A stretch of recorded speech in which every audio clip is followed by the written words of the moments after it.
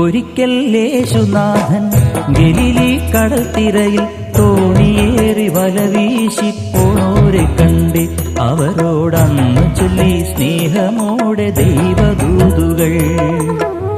ഒരിക്കൽ യേശുനാഥൻ ഗലീലി കടൽത്തിരയിൽ തോണിയേറി വലവീശി പോണോരെ കണ്ട് അവരോടന്ന് ചൊല്ലി സ്നേഹമോടെ ദൈവദൂതുകൾ.